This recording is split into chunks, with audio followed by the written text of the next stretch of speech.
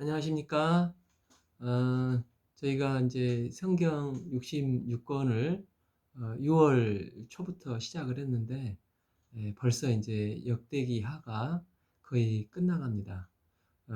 저 목표대로 하면은 내년 5월, 늦어도 6월경에 일독을 마치고자 합니다.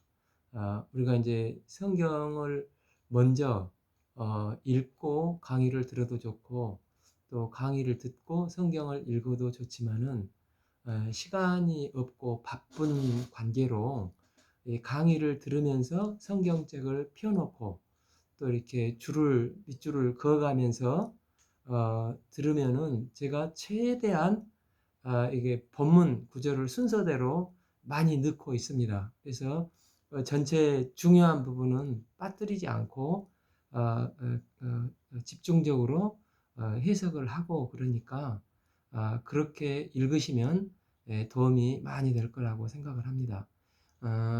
이제 깊어가는 가을인데 성령님의 도우심으로 성경을 읽는 가운데 주님과 인격적인 만남, 또 가슴이 말씀을 통해서 뜨거워지는 역사가 임하기를 기도합니다. 오늘 말씀은 역대하 22장부터 26장까지 말씀입니다. 요절은 26장 16절, 그가 강성하여짐에 그의 마음이 교만하여 악을 행하여 그의 하나님 여호와께 범죄하되 곧 여호와의 성전에서 들어가서 향단에 분향을 하려 함이라. 이제 22장은 여호람의 아들 아하시야도 한 장으로 기록하고 있는데, 이걸 보면 선한 왕이 아니었음을 알 수 있습니다. 3절에 아하시야도 아합의 집의 길로 행하였으니 이는 그의 어머니 아들로서 그녀가 깨어 악을 행하여 하였다고 기록하고 있습니다. 현재 북이스라엘 왕은 요람인데 아달랴의 그 오빠입니다. 그러니까 북왕국의 왕인 요람은 남유다 왕의 아하시야의 외삼촌인 것을 알 수 있습니다.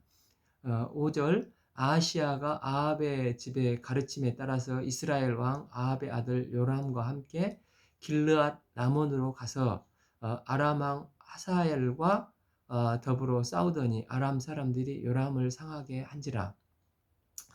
지금 북이스라엘은 아람하고 계속 전쟁 중인데, 전쟁을 하다가 이제 북이스라엘 요람 왕이 부상을 당했고, 또 이스라엘 평야에 있는 나봇의 포도원에다가 이제 아합이 이 포도원을 불의하게 탈취를 해서 그 나봇을 죽이고 이제 불의하게 빼앗아서 그곳에 지은 휴양지 별장을 지어서 지금 그 별장에 요람 왕이 부상을 당하고 그곳에서 병간호를 하고 있는 것을 보게 됩니다. 6절, 요람이 아람 왕 하사엘과 싸울 때 라마에서 마저 상한 것을 치료하려 하여 이스라엘로 돌아왔더라. 아합의 아들 요람이 병이 있으므로 유다 왕 요람의 아들 아사랴가 이스라엘에 내려가서 병문안하였더라. 즉 남유다 조카인 아하시야 왕이 삼촌인 북왕국의 요람 왕을 문병을 가고자 찾아간 것입니다. 7절, 아하시야가 요람에게 감으로 해를 입었으니 이는 하나님께로 말미암은 것이라. 아하시야가 그 요람에게 갔다가 함께 그때 그 님시의 아들 에우를 맞았으니 그는 여호와께서 기름을 부으시고 아합의 집에 멸하게 하신 자이더라. 이게 이제 무슨 말이냐 하면, 하필이면 문병을 가는 그 타임에 엘리사가 이제 에우 장군을 원래 엘리야를 통해서 기름 붓도록 하였는데, 엘리야가 승천을 하고 엘리사에게 이제 그 유언을 남겼죠. 그래서 엘리사가 기름을 부어서 아람과 싸우라고 했는데, 근데 이제 에우 장군이 마치 우리 조선 건국의 이성계처럼 위화도 해군을 한 것처럼 군대를 적에서 돌려가지고 오히려 에봇에 있는 요람 왕을 치고자 쿠데타를 일으킵니다. 여기서 북쪽 아람 왕, 남쪽 북쪽에 이제 요람 왕과 남쪽에 아하시아 왕, 또 아람 왕의 어머니, 그러니까 악녀 이세벨이 이 쿠데타 세력에 의해서 다 일거에 죽게 되는 일이 발생하게 되는 것입니다. 이 부분을 열왕기서에서는 길게 서술했는데 에우의 초점이 가 있고 또 이세벨의 초점도 있고 엘리사에게도 이제 초점이 되어 다양한 관점에서 이야기를 전개를 했는데 이 역대기서에서는 남유다 왕 아하시아 한 사람에게만 조명을 하고 있어서 그 부분은 생략이 되고 있습니다. 그러니까 8절 에우로 하여금 아합의 집을 심판하게 하실 때 남쪽 아하시아 왕도 악했기 때문에 치게 하셨다고 기록을 하고 있습니다.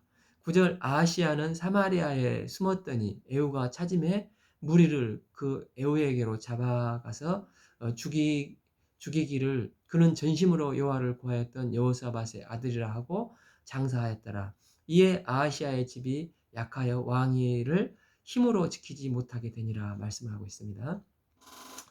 그렇게 이제 21장이 끝나고 22장 이제 끝나고 마지막 부분에 아하시아 어머니 아달랴가 친정 오빠 요아람과 자기 친아들 남쪽 요아시아 왕 또한 어머니 악녀인 이사벨이 순식간에 죽은 것을 보고 이제 반 미치광이가 됩니다. 10절 아하시아의 어머니 아달랴가 자기의 아들이 죽은 것을 보고 일어나 유다 집의 왕국의 씨를 모두 진멸하였습니다. 그녀는 자기가 왕이 되려고 유다 집안 다윗 왕국의 씨를 모두 진멸하였고 아들들과 그 자손들을 다 죽여버린 것입니다. 왜냐하면 자신이 여왕으로 통치를 하고자 하는 욕망 때문이었습니다. 그런데 이제 하나님의 등불이 절체절명의 위기에 빠져 있지 않습니까? 그때 11절 왕의 딸 여호사부앗이 아하시아의 아들 요아스라는 한 살 된 왕자를 이제 죽음을 당하게 된 위기 상태에서 몰래 빼내서 그와 그 유모를 침실에 숨겨서 아달랴를 피하게 하였습니다. 그래서 아달랴가 그를 죽이지 못하게 하고 여호사부앗은 여호람 왕의 딸이요 아하시아의 누이요 제사장인 대제사장인 여호야다의 아내였습니다. 그러니까 여호사부앗이라는 여성의 이름이 이제 공주인데 한 살짜리 요아스 왕자를 숨겨줬고 또 여호사부앗은 왕의 동생쯤 되는 것 같은데 동시에 남편이 대제사장 이제 여호야다였던 것입니다. 23장 1절 제7년에 여호야다가 제사장이 용기를 내어 이제 백부장 곧 여호람의 아들 아샤라와 하나안의 아들 이스마엘과 오벳의 아들 아샤라와 아다야의 아들 마야세 등과 함께 언약을 이렇게 맺었는데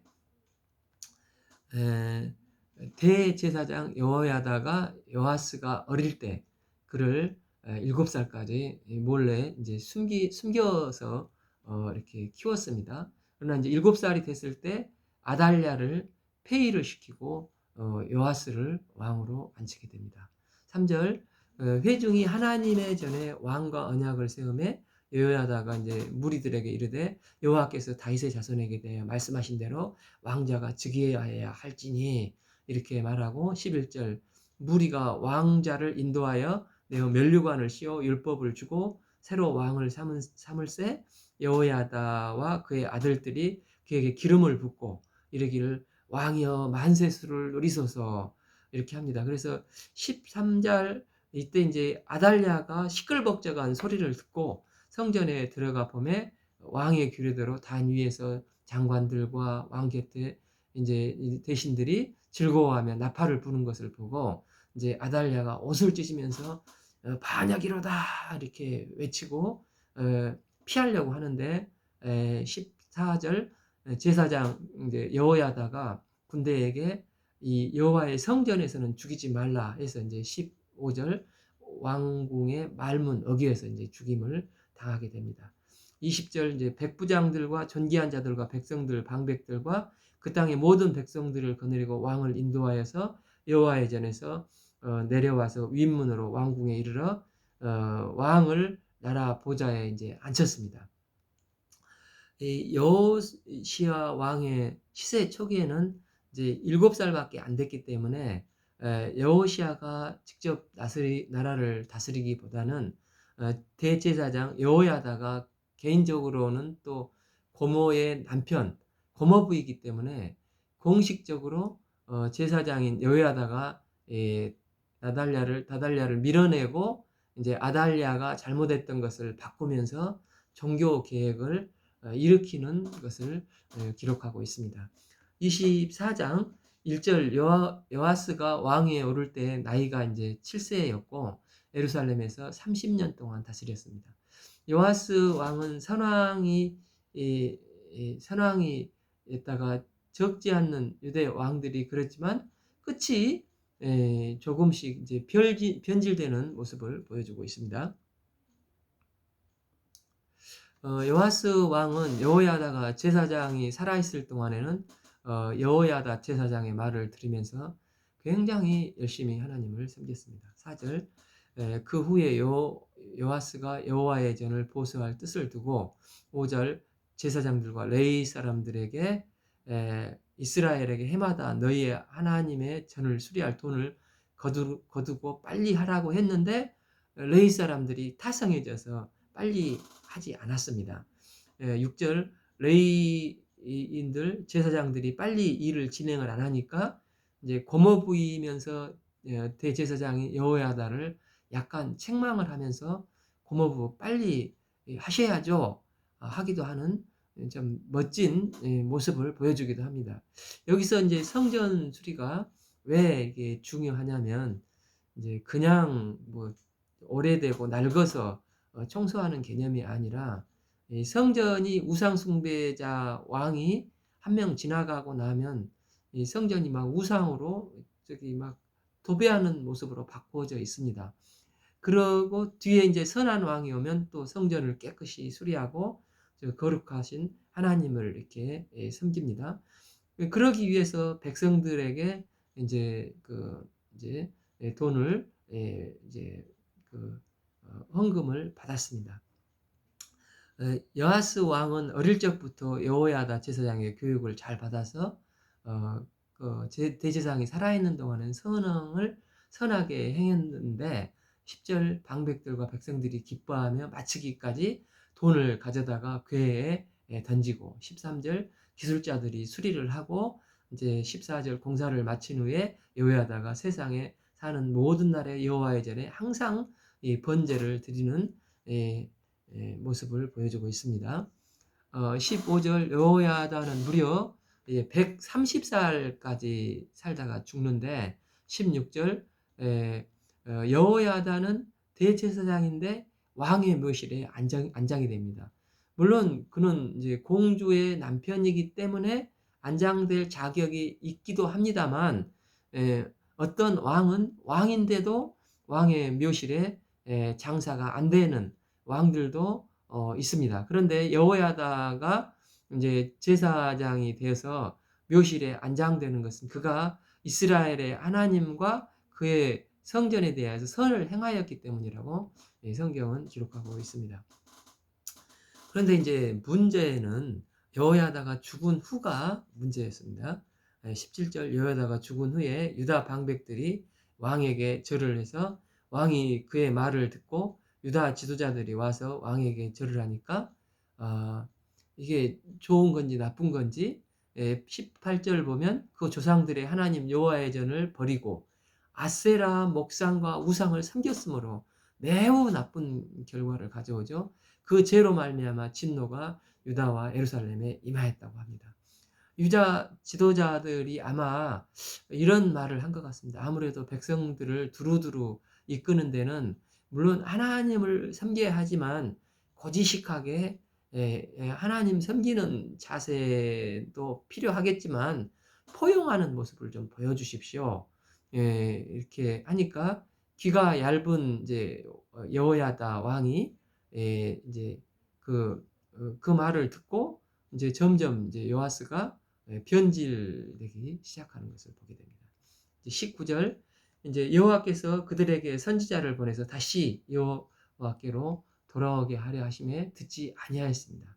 이때 이제 변질된 요아스 왕의 모습을 이제 선지자들이 이거에 대해서 많이 말을 했는데 요아스는 듣지 않습니다.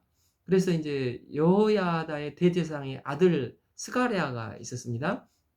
그래서 아마도 이 스가랴는 왕이 이제 숨질 때 거의 같이 이제 그 여호와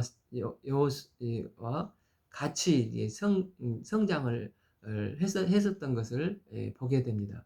이제 왕과 스가랴가 고종 사촌 관계이기 때문에 사실상 형제처럼 지냈을 수도 있는데 이 왕의 변심에 막 비판을 합니다. 20절 당신은 어떻게 그럴 수가 있습니까? 하면서 너희가 어찌하여 여호와의 명령을 거역하여 스스로 형통하지 못하게 하느냐 하셨으니 여호와를 버렸으므로 여호와께서 또 너희를 버리셨느니라 이렇게 직언을 합니다. 그런데 이 말에 왕이 회개하기보다는 무리가 함께 깨함으로 왕의 명령을 따라서 22절 스가랴를 여호와의 전뜰에서 돌로 쳐 죽여버리는 사건이 있습니다. 정말 요아스 왕이 이 변해도 너무 변해버린 것을 볼 수 있습니다. 23절 이때 이제 아람이 큰 병력도 아니고 이제 무난히 막을 수 있는 병력이 쳐들어왔는데 그 이 아람에게 이제 요아스가 대패를 하고 왕은 부상을 당합니다. 이때 요아스 왕이 부상을 당했을 때 여호야다 대제사장을 따랐던 신하들이 있지 않겠습니까? 그래서 그 신하들이 25절을 보면은 침상에서 그를 죽입니다. 27절 요아스의 아들 이제 아마샤가 되시나요? 왕이 됩니다. 25장은 아마샤가 나오는데 1절 아마샤가 왕위에 오를 때 나이가 25세 예루살렘에서 29년 동안 다스렸습니다. 이 왕도 나름대로 선한 왕인데 이제 말년이 문제가 됩니다. 그의 아버지와 비슷한 모습을 보여주고 있는데 2절 아마샤가 여호와 보시기에 정직하게 행하기는 하였으나 온전한 마음으로 행하지는 아니하였다고 성경은 기록하고 있습니다. 3절 그의 나라가 굳게 섬에 그의 부왕을 죽인 신하들을 죽였으나 자기 아버지 요아스가 신하들의 반란으로 죽게 되었는데 그의 부왕을 죽인 신하들을 죽였으니 얼마나 그가 이제 화가 났겠습니까? 이제 우리나라 조선 왕조실록을 보면 이런 비슷한 경우가 있으면은 피해 보복이 이루어지고 뭐 3족을 멸하고 5족을 멸하는 일이 발생하지 않습니까? 그런데 이 아마샤는 4절을 보면 그들의 자녀들은 죽이지 아니하였다고 나옵니다. 이는 모세의 율법에 기록된 대로 라고 성경은 기록하고 있는데 여호와께서 명령하시기를 자녀로 말미암아 아버지를 죽이지 말 것이요 아버지로 말미암아 자녀를 죽이지 말 것이라 오직 각 사람은 자기의 죄로 말미암아 죽을 것이니라. 그리고 그러니까 이제 율법서에 연자제를 금지하는 말씀을 하셨지 않습니까? 그래서 이제 아마사 왕은 자신의 이 분노하는 마음이 있지만 이 놀랍게도 하나님의 말씀에 순종해서 연자제를 적용시키지 않고 그 자녀들을 용서를 해줍니다. 이제 저희가 그 몇 주 전에 그 CBS 이제 학생 시절 제가 이제 속해 있던 선교 단체 출신의 김종두 만화 작가님의 간증이 나와서 참 은혜로웠는데 불과 그 몇십 년 전까지만 해도 연자제가 주는 고통이 얼마나 심했는지 알 수가 있었습니다.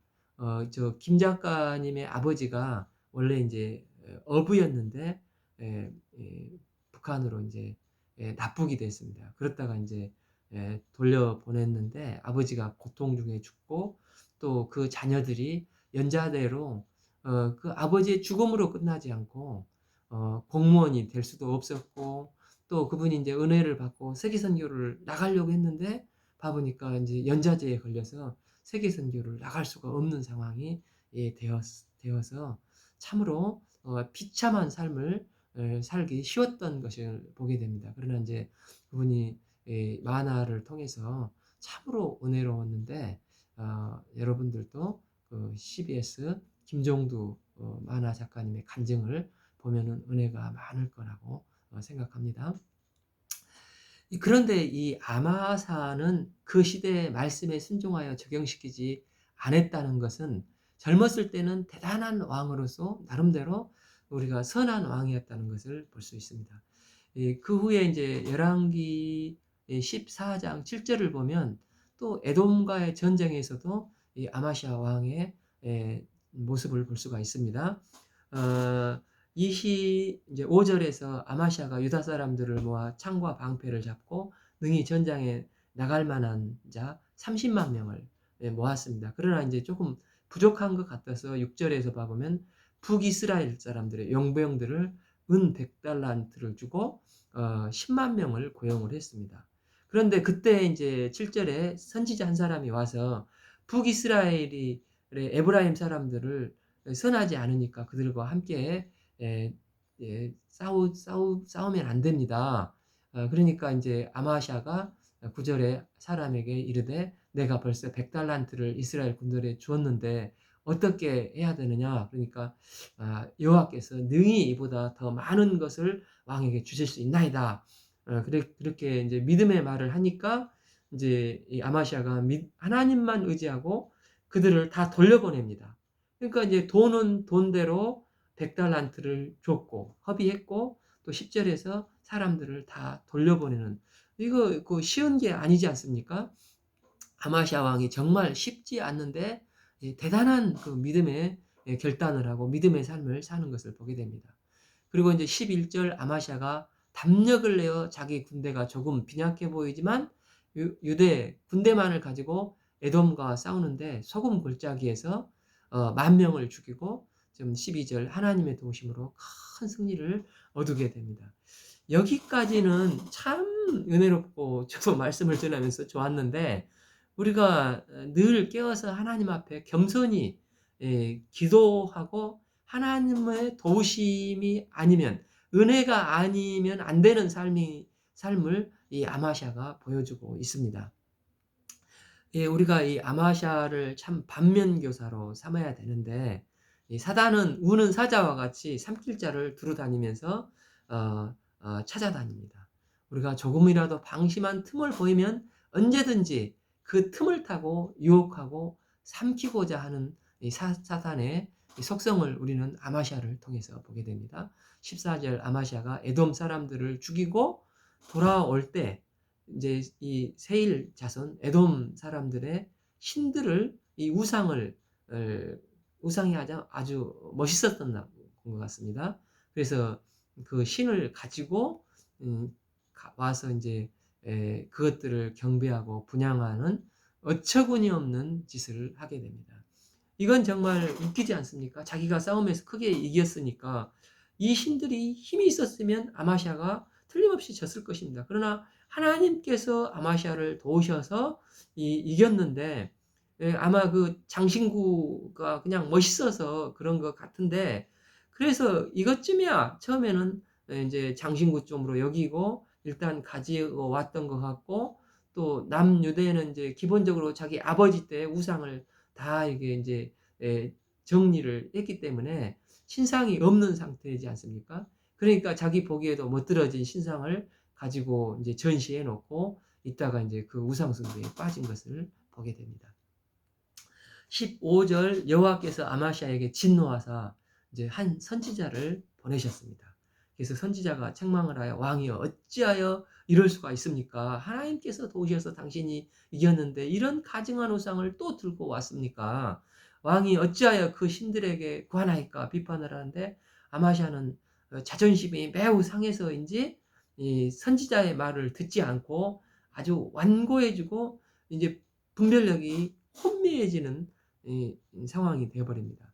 16절 선지자가 아직 그에게 말할 때 왕이 그에게 이르되 우리가 너를 왕의 모사로 삼았느냐 그치라 어찌하여 맞으려고 하느냐 하니 이제 선지자가 그치며 이제 왕이 이 일을 행하고 나서 경고도 듣지 아니하고 하나님이 왕을 멸하시기로 작정하신 줄 아노라 하였더라. 결국 이 아마샤도 이렇게 해서 안 좋게 끝나게 됩니다. 근데 이제 아마샤가 안 좋게 끝나게 되는 것은 이제 이번에는 북이스라엘과 화친을 맺어보고자 합니다. 그때 이제 아마샤의 아버지가 여아스였지 않습니까? 그런데 이때 이제 북이스라엘의 왕의 이름도 똑같은 여아스입니다. 에후의 이제 손잡벌 되는 사람인데 17절에 여아스가 화친을 하자고 남쪽에서 보내오니까 이제 18절 북이스라엘 왕이 아마샤의 이 제의를 단호하게 거절해 버립니다. 그 거절하면서 아주 자존심 상하는 말을 합니다. 18절 내가 에돔을 이겼다고 내 앞에서 까부냐? 이게 되는 소리를 해라. 남유다와 지금 북이스라엘은 급이 다른데 어떻게 화친을 맺을 수 있겠느냐. 비웃으면서 이제 이런 비유를 하는데 레바논 가시나무가 레바논의 백향목에게 전가를 보내서 우리 결혼하자. 그러면 백향목이 비웃으면서 지나가던 레바논 들짐승이 그 가시나무를 짓밟아 버리지 않겠느냐. 너 까불지 말고 조용히 니네 왕궁으로 돌아가라. 이렇게 이제 조롱을 합니다. 그 결과 이제 아마시아는 얼마나 이제 화가 났겠습니다. 그래서 전쟁을 하는데 정말 22절 이제 남유다가 북이스라엘 앞에서 패하여 각기 이제 장막으로 도망을 하였습니다.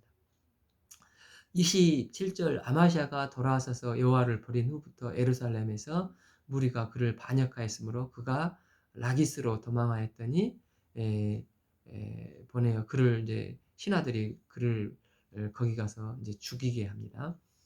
26장 1절 이제 유다 온 백성이 나이가 이제 16세 된 우시야를 또 왕으로 세워서 아마사를 이제 이어서 왕이 되게 합니다. 2절 아마샤 왕이 그의 열조들의 묘실에 누운 후에 우시야가 엘롯을 건축하여 유다에 돌렸더라. 이제 우시야 왕은 엘랏을 건축했다고 하는데 이제 아는 분이 이제 그러는데 지금 이제 이스라엘 성지 여행을 가면은 에일랏이라는 데가 있다고 하는데 이 에일랏이 엘랏입니다.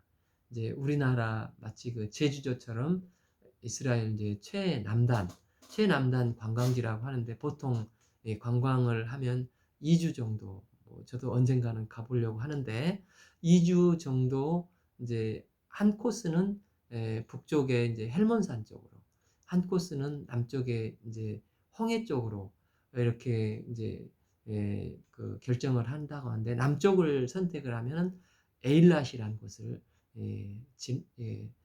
보게 되는데 정말 아름다운 휴양지라고 합니다.